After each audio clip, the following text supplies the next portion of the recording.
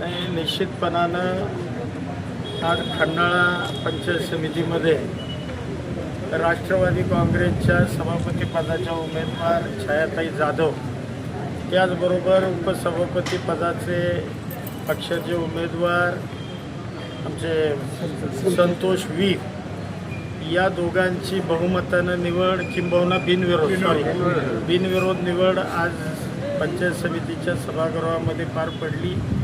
निश्चितपणानं माझ्या वतीनं आणि खंडाळा तालुक्यातील सर्वसामान्य जनतेच्या वतीनं या दोघांचेही मनापासून या ठिकाणी हार्दिक अभिनंदन करतो आणि या दोघांच्या तसेच आमच्या पंचायत समितीच्या सगळ्या सदस्यांच्या भावी राजकीय सामाजिक वाटचालीला मनापासून हार्दिक शुभेच्छा देतो।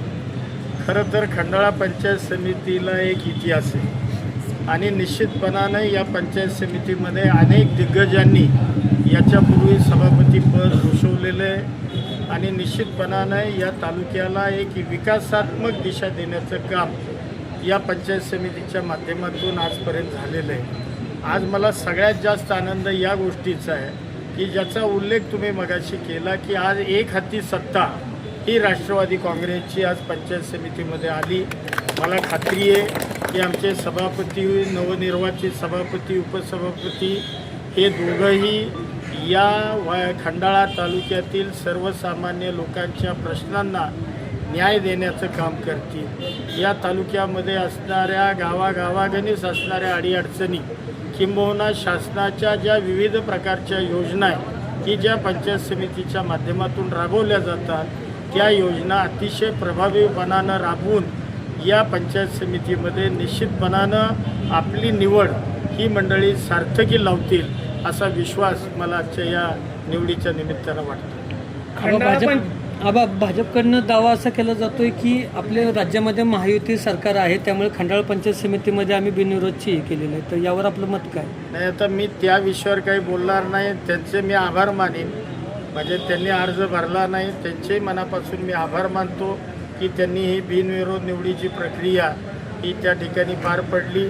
परंतु महाराष्ट्रामध्ये युती आहे, परंतु वाईमध्ये निवडणूक लागली, वाईमध्ये निवडणूक झाली आणि तिथं राष्ट्रवादी काँग्रेसची सत्ता आली। आज मला सांगायला आनंद वाटतो, आज जिल्ह्यामध्ये 11 पैकी 5 पंचायत समितीमध्ये राष्ट्रवादी काँग्रेसचे सभापती निवडून आलेले आणि निश्चितपणानं ही राष्ट्रवादी काँग्रेस या जिल्ह्यामध्ये जी पूर्वीपासून सक्षम होती त्याचा प्रत्यय पुन्हा एकदा लोकांनी या निवडणुकीच्या निमित्तानं आणून दिले। भाजपकडून युतीनुसार सोयीनुसार युती धर्म पाळला जातोय का? नाही, मी आता त्या विषयावर काय बोलणार। 20 तारखेला जिल्हा परिषदेचे अध्यक्षपदाची आणि उपाध्यक्षपदाची निवडणूक आहे।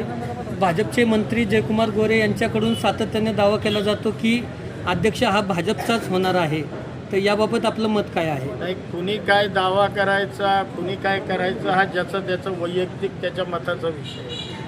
म्हणजे कुणी काही मतप्रदर्शन करायचं हा त्यांचा वैयक्तिक विषय आहे। मला त्या विषयावर काही बोलायचं नाही। आता 20 तारीख काही फार लांब नाही आहे, बघूया, घोडे मैदान जवळ। यामध्ये बाजी कोण मारणार असं आपल्याला वाटतं? ते आता 20 तारखेला कळेल। दुसरी गोष्ट म्हणजे फलटण यामध्ये राष्ट्रवादीकडनंही दावा दाखल केला जातोय की सभापती आमचा झालेला आहे। मुळामध्ये फलटणमध्ये जो सभापती निवडून आलाय तो घड्याळाच्या चिन्हावरचा आला। तसं बघायला गेलं तर मग 6 पंचायत समिती सभापती राष्ट्रवादीचे घड्याळावर आले, म्हणजे मानचे सभापती, उपसभापती असेल, कोरेगाव उपसभापती, सभापती असतील, वाई, खंडाळा, महाबळेश्वर आणि फलटणचे जे सभापती निवडून आले हे खरं तर घड्याळाच्या चिन्हावर। खंडाळा तालुक्यातून पंचायत समितीला स्वीकृतपदी संधी कोणाला मिळणार? नाही, ते आज काही सांगू शकत, हा पक्षांतर्गत विषय। चला, धन्यवाद।